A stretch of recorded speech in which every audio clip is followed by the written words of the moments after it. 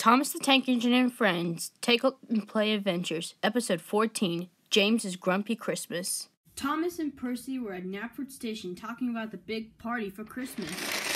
James came in crossly. It's winter time. I don't want my boiler to be frozen. Some of the other engines like Stafford or Rosie should do my work. I'm the most important engine on the island. Thomas and Percy fumed at James. James, show some Christmas spirit and be joyful for what you have. Pulling cars all day? That's not joyful. And he fumed all the way to the oil depot. Thomas and Percy couldn't stop thinking. After James delivered the oil, he went to Vigorstown to pick up some steel to take to the steelworks. Aren't my passengers humming wonderfully? Said Edward. Ha! Snorted James. It's just humming and humming. What's so important about that? Christmas is a very important time, said Edward. You shouldn't be grouchy. Anyone could be grouchy if they won, snorted James, and he raced out before his load was secured. He'll be in trouble, murmured Edward. James soon saw Sir Topham Hatt at Vigorstown. He looked cross. James, Percy, Thomas, and Edward told me you were being grumpy. Christmas is a time about being happy and joyful. You should know that by now.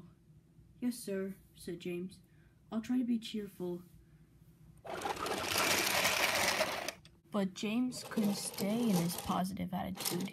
He was so grumpy that he didn't notice the rail holders were gone and covered in snow. Oh no!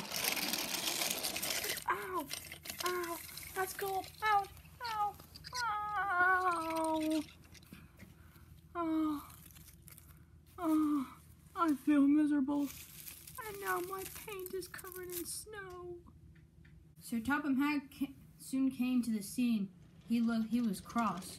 James, you have caused confusion and delay, he said sternly. I'm sorry, sir, said James. You'll have to wait a while for Emily to bring the breakdown train. I will, sir, said James. Just then Emily rushed by with the breakdown train. Well, said Emily. Looks like it's silly James being stuck in the snow. I'm not silly, snapped James crossly. I just had a little accident because the rail holders were broken. We'll get you back on the tracks, she chuckled, and the breakdown train soon set to work. Soon the breakdown train put James back onto the track. He felt very embarrassed. We'll have to take you to fill up with some coal, said Emily. I'm fine, said James. No, said Emily, we're taking you now. James knew Emily was right, and so they set off. The next morning, Edward was at Knapford Station waiting for his freight cars. Just then, a bright, happy James pulled in with the express. Hello, Edward, said James. I'm really sorry I was mean to you yesterday.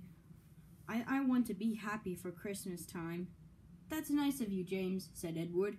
From now on, I'll be happy during this time of the year, even if I have to pull freight cars. Goodbye, Edward, said James.